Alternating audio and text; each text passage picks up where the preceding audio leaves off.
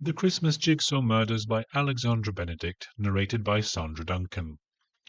Edie O'Sullivan, a renowned puzzle setter and Christmas skeptic, receives a mysterious hand-delivered gift on her doorstep at the start of December. Inside, she finds a jigsaw box containing 6 puzzle pieces that reveal part of a crime scene, blood-spattered tiles, and the outline of a body. And this is where things start to fall apart. The book description in general is misleading. It says, when fitted together, the pieces show part of a crime scene. No, they don't fit together. It's clear that there are many missing pieces. It also says, Edie contacts her nephew, D.I. Sean Brand O'Sullivan, and together they work to solve the clues.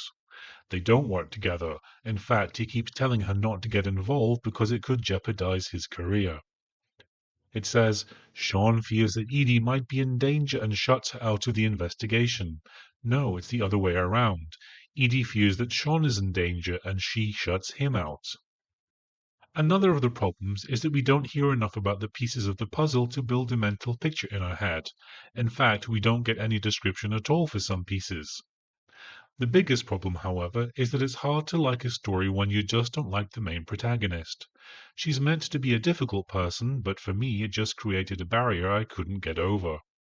As for the story, it seemed to meander in many places, interesting enough to listen to, but I wished it would get to the point sometimes. What I didn't like is that there were no real clues as to who the murderer might be until almost the end. The important backstory was never hinted at until things came to a head. It's unfair to the reader or listener. The book description says, only by fitting all the pieces together will Edie be able to stop a killer and finally lay her past to rest. So, as the reader, you're expecting to hear about something that happened in the past, but all we hear about the past is that there were tragic deaths, which obviously have nothing to do with the murders. It's only with a few chapters to go that you hear what actually happened. So that's annoying. On a positive note, it's nice that there were LGBT characters without that being the defining trait. The narrator was possible, but nothing more. She really has no talent for accents. It took me a while to realize that she was trying to do a Welsh accent, and the neighbor can best be described as vaguely foreign. There were several occasions when I could hear mouth noises, like licking lips or excess saliva. I find this annoying.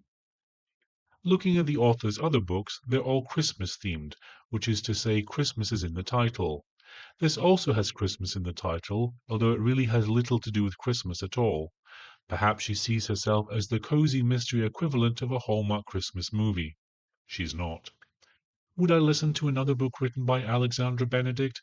Probably not. Perhaps if it was free, but I wouldn't pay. Would I listen to another book narrated by Sandra Duncan? Probably not. All in all, I'd give the book a 3 out of 5, and I'd give the narrator a 3 out of 5 as well. How about you? Have you listened to this book? What did you think? Let me know in the comments below. Don't forget to like and subscribe as I release a new review every week. Thanks for watching.